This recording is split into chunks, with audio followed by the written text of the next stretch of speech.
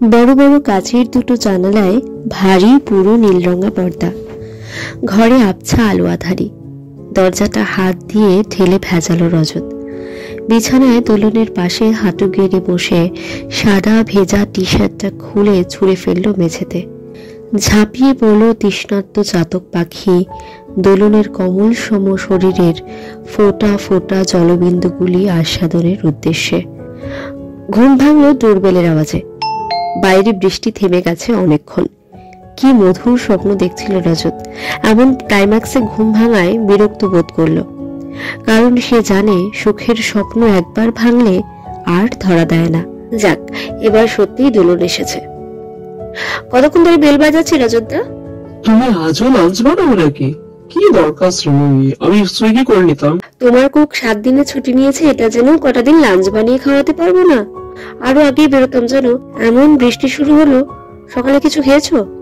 হ্যাঁ, ডিম সেদ্ধ, টোস্টারের টোস্ট, এগুলো পারি আমি। সাদা টি শার্টের কলারটা একটু নাড়িয়ে গর্বের সাথে হেসে জানালো রজত।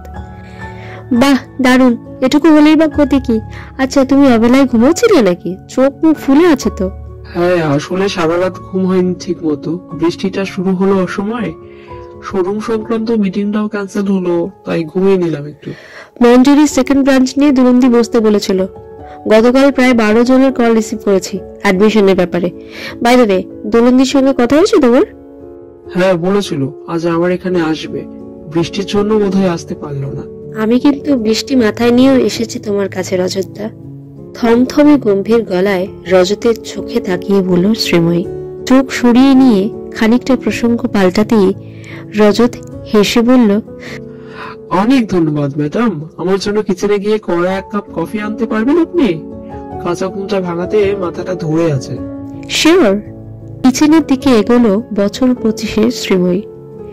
সুন্দরী মেয়ে বলতে লোকমুখে যা যা প্রচলন হয়েছে সবকটি বৈশিষ্ট্যই প্রায় ঈশ্বর ঢেলে দিয়েছেন শ্রীময়ীর মধ্যে। সব থেকে নজর কাড়ে ওর চোখ দুটো। দীর্ঘ আঁখি পল্লব, বড় বড় দুটি গভীর চোখ, হালকা নীল রঙা মণিজোড়া। কিছুক্ষণ তাকিয়ে থাকলে মনে হয় হিপনোটাইজ হয়ে যাবে রজত। বারবারই নিজেকে রক্ষা করে রজত। এড়িয়ে চলে ওই মায়াবী চোখ দুটি। আর্থিক সচ্ছলতায় বেড়ে উঠলে, নিজেকে ঘষা মাজার সুযোগ পেলে যে কোনো ফিল্ম স্টারকেও টেক্কা দিতেও অনায়াসে। 15 বছর বয়সে গাড়ি অ্যাক্সিডেন্টে মারা যান ওর বাবা চিত্তরঞ্জন ঘোষ। তারপর থেকে মা আর দাদা আর শ্রীময়ী খুব কষ্ট করে দিন যাপন করেছে। দাদা এখন একটি ফাইন্যান্স কোম্পানিতে কাজ পেয়েছে। শ্রীময়ী টিউশন করে, গান শিখিয়ে স্টেজ শো করে নিজের পায়ের তলার মাটি শক্ত করার চেষ্টা করছে প্রতিনিয়ত। নিজের জীবনে এত স্ট্রাগল থাকা সত্ত্বেও রজতের জন্য খুব করে মেয়েটা। বড্ড ঋণী লাগে নিজেকে শ্রীময়ীর কাছে রজতের। এত খেয়াল রাখে, এত যত্ন করে, যেন শ্রীময়ী শুধুমাত্র রজতের গানের স্কুলের কলিগ নয়, খুব কাছের কেউ, ঘরের কেউ। তার বিনিময়ে কিছুই কি চায় না শ্রীময়ী? নাকি কিছু চায়? বোঝে না রজত। কিভাবে ঋণ শোধ সম্ভব জানে না রজত। কেন শ্রীময়ী এতটা করে, কেন যত্ন করে, কেন এসে বাড়ির রান্নাঘরে ঢুকে যায়, রজতের জীবনে তদারকি করে, রজতের শরীর খারাপে ফোনের ওপারে রাত জাগে। রজত বুঝতে পারে, নিশ্চয়ই বুঝতে পারে। বোঝার মতন বয়স, বুদ্ধি, বিবেচনা সমস্তটাই রজতের আছে, তবু গুটিয়ে রাখে নিজেকে, ধরা দেয় না শ্রীময়ীর কাছে। যে তোমার কফি। এক চুমুক খেয়ে রজত বলে, কি দারুণ, রিফ্রেশিং। ফের সোফাতে বসে এক দৃষ্টিতে তাকিয়ে আছে শ্রীময়ী রজতের দিকে।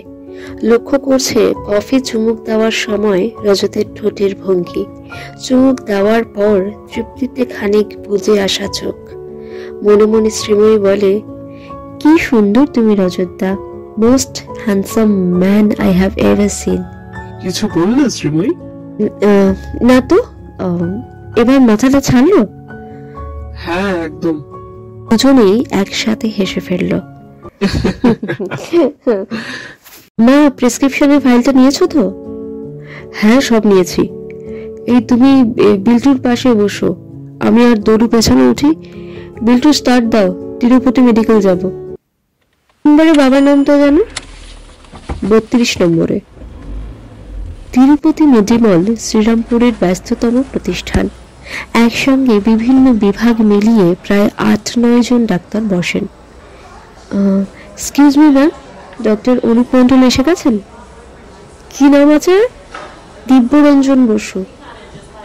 E2 এর নাম আছে, বসতে হবে। ওকে। বাবা তুমি ঠিক আছো? এই দিকটায় বসো, একটু সময় লাগবে। ঘন্টা কেটে গেল, এখনো সিরিয়াল নং আসেনি দোলনের বাবার।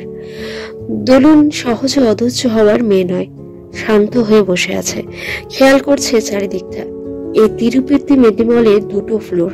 দোলনরা দোতলায় আই স্পেশালিস্ট ডক্টর অনুপ মণ্ডলের জন্য অপেক্ষা করছে। আগামী পর্বগুলির জন্য চোখ রাখুন আমাদের চ্যানেলে। লাইক অ্যান্ড সাবস্ক্রাইব করতে ভুলবেন না। দ্য সলুইস্ট যে গল্প বলে।